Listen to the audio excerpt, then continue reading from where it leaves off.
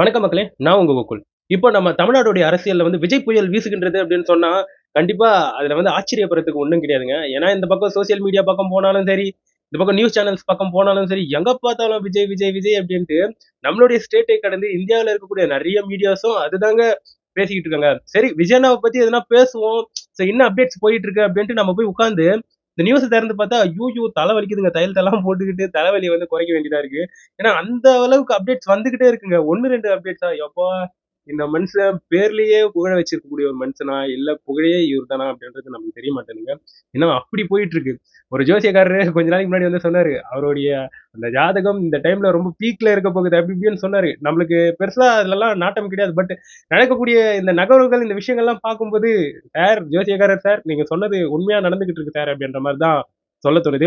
எனிவேங்க இப்போ விஜய் அவர்களுக்கு வந்து 118 அப்படின்ற அந்த பெரும்பான்மை என்பது தேவை. அதற்கேற்பவாறு டிவிகே வந்து இப்போ ஜெயிச்சிருக்கக்கூடிய அதர் கட்சியில இருக்கக்கூடிய அந்த ஜெயிச்சிருக்கக்கூடிய எம்எல்ஏக்களை வந்து ஈர்க்கக்கூடிய பணியில வந்து ஈடுபட்டுட்டு இருக்காங்க. அதற்கான பேச்சுவார்த்தைகள் என்பது போயிட்டு இருக்கா? இந்த மாரியான சமயத்துல இப்போ ஒரு நியூஸ் வந்து பிரேக்கிங் ஆயிட்டு இருக்குங்க. அது என்னன்னா, அதாவது இபிஎஸ் மற்றும் வேலுமணி, சி.வி. சண்முகம் இவங்களுக்கெல்லாம் ஒரு வாக்குவாதம் போய்க்கிட்டு இருக்கு.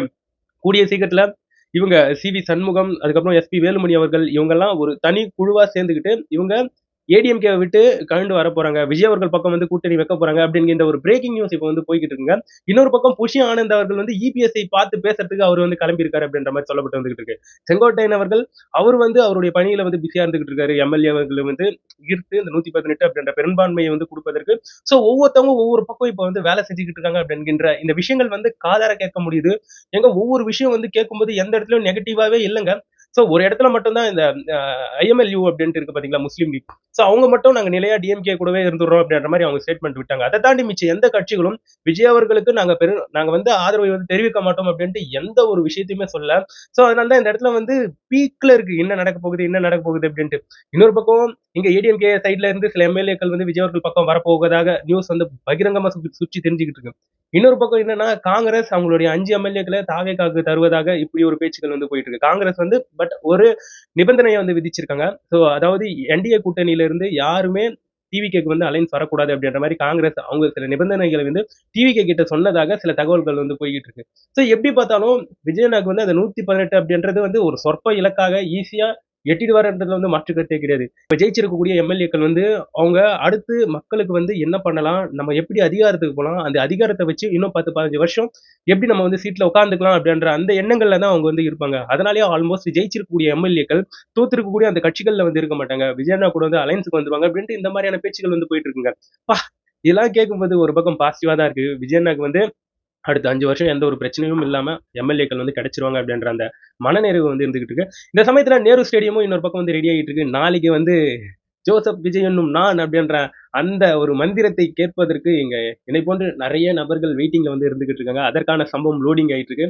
நேரு ஸ்டேடியத்துல பாகுபலி படத்துல பாகுபலி என்னும் நான் அப்படின்ற மாதிரி நாளைக்கு ஒரு சம்பவம் இருக்குங்க. நாளைக்கு ஒரு சம்பவம் இருக்கு. அந்த நொடிக்காக தான் வெயிட்டிங். சோ இன்னொரு பக்கம் வந்து என்ன பேசப்பட்டு வந்துகிட்டு இருக்குன்னா, டிஎம்கே ஒரு மிகப்பெரிய ஒரு ஆலமரம். அந்த ஆலமரத்தையே டிவிக்கு வந்து பிடுங்கி தூரமா போட்டுடுச்சு.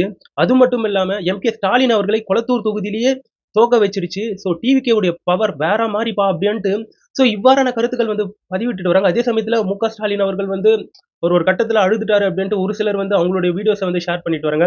ரீசென்ட்டா நடந்திருக்கக்கூடிய சட்டமன்ற தேர்தல்ல 2026க்கான சட்டமன்ற தேர்தல்ல டிஎம்கே வந்து தோல்வி அடைஞ்சிருச்சா. அதை ஒட்டி எம்.கே. ஸ்டாலின் அவர்களும் அவருடைய கொளத்தூர் தொகுதியில வந்து தோத்து போனாரு. இது சம்பந்தப்பட்டு ஏகப்பட்ட கருத்துக்கள், விமர்சனங்கள் அப்படின்ட்டு நெறைய போய்க்கிட்டு இருக்குங்க. சோ இப்ப ரீசென்ட்டா என்ன பண்ணியிருக்காங்கன்னா, அறிவாலயத்துக்கு எம்.கே. ஸ்டாலின் அவர்கள் வந்து சென்றிருந்தாரு. அங்க சென்று சில ஃபார்மாலிட்டீஸ் எல்லாம் முடிச்சுட்டு, சோ அதுக்கப்புறம் அவரு போய் கொளத்தூர்ல இருக்கக்கூடிய மக்களை சந்திச்சிருக்காரு. அந்த சமயத்துல அங்க இருக்கக்கூடிய நெறைய திமுகவை சார்ந்து இருக்கக்கூடிய உடன்பிறப்புகள் நெறைய பேர் வந்து கண்ணீர் விட்டு அழுதுருக்காங்க. சோ அந்த இடத்துல வந்து எம்.கே. ஸ்டாலின் அவர்கள் வந்து யாரையும் அழக்கூடாது, அழக்கூடாது அப்படின்ற ஒரு அட்வைஸ வந்து குடுத்திருக்காரு. அதே சமயத்துல சேகர் பாபு அவர்கள் வந்து பின்னாடி எம்.கே. ஸ்டாலின் அவர்கள் பின்னாடி இருந்துட்டு அழுதுட்டு வரக்கூடிய இந்த வீடியோக்களும் இணையத்துல பயங்கர வைரலா போயிட்டு இருக்கு. அதே சமயத்துல இன்னும் சில விமர்சனங்கள் என்னன்னு பார்த்தோம்னா, எம்.கே. ஸ்டாலின் அவர்கள் குளத்தூர் தொகுதியில தோற்பதற்கு காரணம் வந்து சேகர் பாபு அவர்கள் தான் அப்படின்ட்டு டிஎம்கே கட்சியில இருக்கக்கூடிய ஸ்போக் பர்சன் ஒருத்தர் பரந்தாமன் அப்படிங்கிற ஒரு நபர் வந்து அவருடைய எக்ஸ் வலைதள பக்கத்துல வந்து ஒரு மிகப்பெரிய ஒரு விளக்கத்தையே வந்து கொடுத்திருக்காரு. சோ இது போன்ற விஷயங்கள் இப்போ அவங்களுடைய கட்சிக்குள்ள வந்து சலசலப்பை வந்து ஏற்படுத்தி விட்டுருக்கு. சோ இவ்வாறெல்லாம் டிஎம்கேல வந்து நடந்துட்டு இருக்கு இல்லையா. டிஎம்கே வந்து அவங்க தோத்துட்டாங்க. நெக்ஸ்ட் வந்து அறிவாலயத்துக்கு சென்று அடுத்த செகண்டே அவங்க வந்து அடுத்து வரக்கூடிய எலெக்ஷனுக்கு வந்து ரெடி ஆயிட்டாங்க பாத்தீங்களா, அவங்க அந்த அரசியல் ஆட்டத்தை வந்து செய்ய பார்த்துட்டாங்க பாத்தீங்களா அப்படின்ட்டு இவ்வாறான கருத்துக்கள் வந்து போய்கிட்டு இருக்குங்க.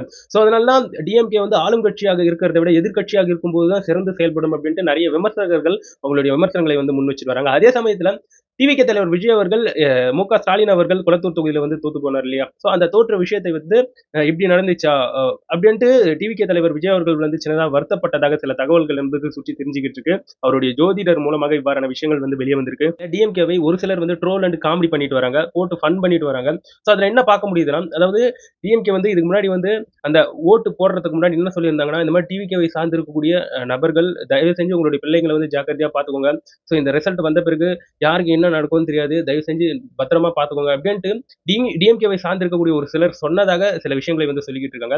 சோ அவங்க இப்போ அதை வச்சு என்ன ட்ரோல் பண்ணிட்டு வராங்க, ஏங்க டிவிகேவை சார்ந்தவர்களுக்கு ஒரு பிரச்சனையும் இல்ல, வின் பண்ணிட்டாங்க, ஃபர்ஸ்ட் நீங்க உங்களை பார்த்துக்கோங்க அப்படின்ட்டு இந்த ட்ரோல்கள் வந்து எவ்வாறாக சுற்றி திரிஞ்சுக்கிட்டு இருக்கு. இந்த இடத்துல வந்து விமர்சனங்கள் விமர்சனங்களாக இருந்தாலும் சரி, அதை தாண்டி எந்த ஒரு அசம்பாவிதமும் நடக்கக்கூடாதுன்றது தான் இந்த இடத்துல வந்து எல்லாருடைய விருப்பமும் கூட.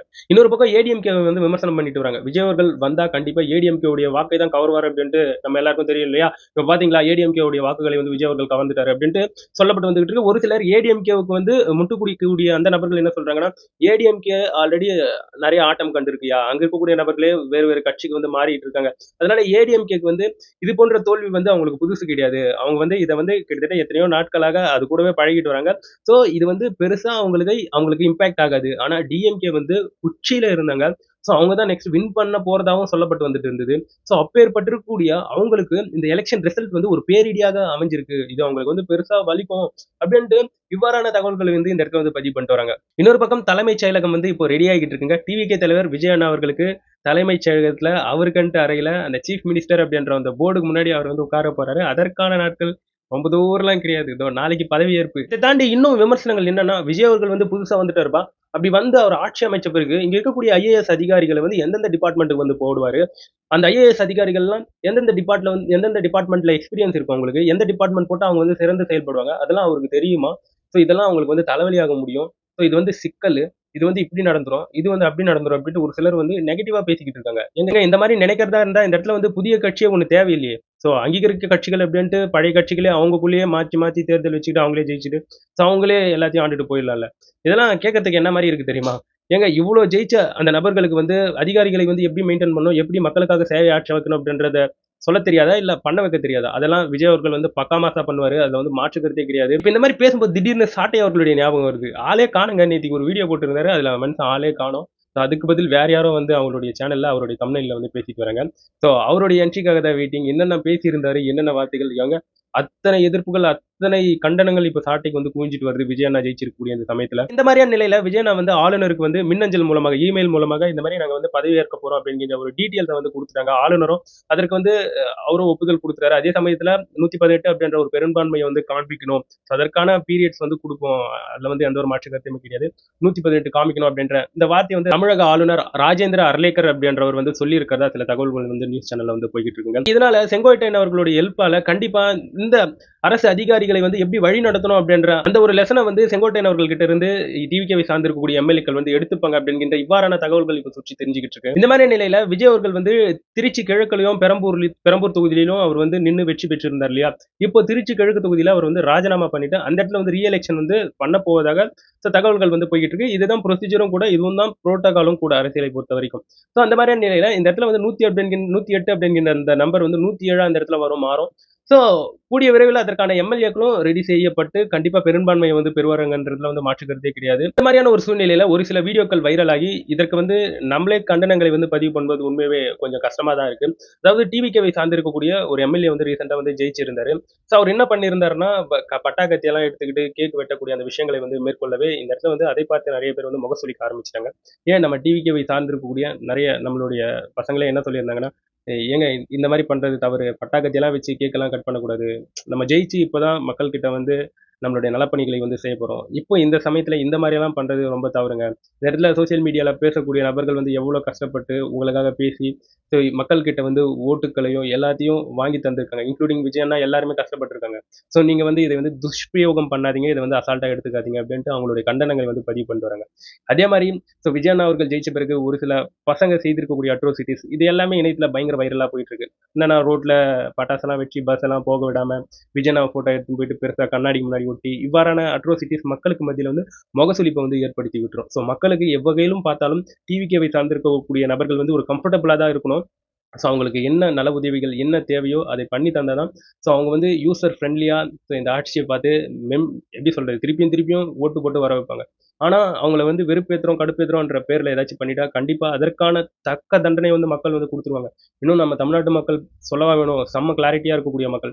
ஸோ தயவு செஞ்சு நெஞ்சில கொஞ்சம் பயத்தோட வச்சுக்கிட்டு செயல்படுங்கயா, இந்த மாதிரி தவறுதலான செயல்களை வந்து செய்யாதீங்க அப்படின்ட்டு இங்க இருக்கக்கூடிய டிவிகே தொண்டர்கள் ரசிகர்கள் அவங்களுடைய பதிவுகளை வந்து போட்டுட்டு வராங்க. இனிமேங்க இந்த வீடியோ நீங்க பார்க்கக்கூடிய இந்த சமயத்துல ஆல்மோஸ்ட் தெரிஞ்சிடும் விஜயண்ணா கூட யார் யார் அலையன்ஸுக்கு வராங்க, யார் யார் கூட்டணிக்கு வர போறாங்க, எந்தெந்த எம்எல்ஏஸ் வந்திருக்க போறாங்கன்றது வந்து ஆல்மோஸ்ட் பிரேக்கிங் நியூஸா வந்து வந்துரும்ன்றது வந்து மாற்று கருத்தே கிடையாது. இப்பயும் ஆல்மோஸ்ட் நிறைய பிரேக்கிங் நியூஸ் வந்து போயிட்டு இருக்கு. ஆல்மோஸ்ட் கன்ஃபார்ம் ஆகிற மாதிரி தான் இருக்கு. பட் இன்னும் உறுதிப்பட எந்த ஒரு தகவலும் காதுபட வந்து கேட்கல. ஸோ கூடிய சீக்கிரத்துல விஜய் அண்ணா வந்து பெரும்பான்மையை பெற்று 118 அப்படின்றத தாண்டி அதை தாண்டியே போயிடுவாரு. அத்தனை பேர் வருவதற்கு ரெடியா இருந்துகிட்டு இருக்காங்க. இந்த இடத்துல நெகட்டிவா நினைக்கிறதுக்கு ஒன்றும் கிடையாது. ஸோ இனிமேங்க விஜய் அண்ணா விஜய் புயல் வீசுகின்றது அப்படின்னு சொல்றாங்க இல்லையா, லிட்ரலி உண்மைங்க. அப்படி வீசிக்கிட்டு இருக்கு விஜய் புயல். ஒரு பக்கம் டிஎம்கே அப்படிங்கிற மிகப்பெரிய ஒரு ஆலமரம், இன்னொரு பக்கம் ஏடிஎம்கே அப்படின்ற மிகப்பெரிய ஒரு ஆலமரத்தை வந்து விஜய் புயல் வந்து கொத்தாக புடுங்கி தூக்கின்னு போயிடுச்சுன்னு தான் சொல்ல முடியும். எங்க இந்திய அளவுல என்ன பேருங்க அந்த மனுஷனுக்கு, அத்தனை பேர் அத்தனை திரைப்பிரபலங்கள் ஸ்ரீலங்கால அவங்களுடைய பார்லிமெண்ட்ல பேசிக்கிட்டு இருக்காங்க. எங்க பார்த்தாலும் அப்படி போயிட்டு இருக்கு விஜய் அண்ணாவுடைய பெயர். ஸோ அந்த அளவுக்கு பிரேக்கிங் நியூஸ் அந்த நியூஸ்ன்ட்டு. ஸோ இவர் வந்து சம்பவத்துல ரெக்கார்டு வைக்கிறவர் அப்படின்னு சொல்லுவாங்க இல்லையா, உண்மைதாங்க. எந்த ஒரு மாற்று கருத்துமே கிடையாது. வேற லெவல், ஆனா வேற லெவல் உண்மையவே. ஸோ நீங்க கொடுத்திருக்கக்கூடிய வாக்குறுதிகள் எல்லாமே சிறப்பாக மக்களை வந்து சென்றடைய வேண்டும். ஸோ அதன் ஒரு ஃபர்ஸ்ட் வாக்குறுதி வந்து அதாவது வெற்றி பயணம் அப்படின்ற இந்த தமிழ்நாடு முழுக்க அனைத்து பெண்களும் எல்லா அரசு பேருந்திலும் பயணிக்கலாம்னு சொல்றாங்க இல்லையா, அந்த வெற்றி பயணம் அப்படிங்கின்ற அந்த திட்டத்துக்கு தான் முதல் கையெழுத்து என்பது இருக்க போகுது அப்படின்ற தகவல்களும் இந்த இடத்துல வந்து சுற்றி தெரிஞ்சுக்கிட்டு இருக்கு. ஸோ இதெல்லாம் கேட்கும்போது உண்மையாவே இன்முகத்தோட சந்தோஷமா இருக்கு. ஏன்னா நம்மளும் மதுரை வரைக்கும் அப்பப்போ போனோம். ஸோ நம்ம கூட வரக்கூடிய லேடிஸ்க்கு ஃப்ரீ என்னும்போது காசும் மிச்சம், அது வந்து நிறைய பெனிஃபிட்ஸும் இருக்கு. ஏழ்மையான குடும்பத்துல இருந்து போறவங்களுக்கு வரவங்களுக்கு பஸ்ல. ஸோ இவ்வாறெல்லாம் நல்ல விஷயங்கள் வந்து தொடர்ந்து இனிமேல் நடக்கும். அவருடைய வாக்குறுதிகள் எல்லாமே செயல்படும். ஸோ இதை பற்றி நீங்க என்ன நினைக்கிறீங்கன்றது என்னோட கமெண்ட் செக்ஷன்ல பதிவு பண்ணுங்க.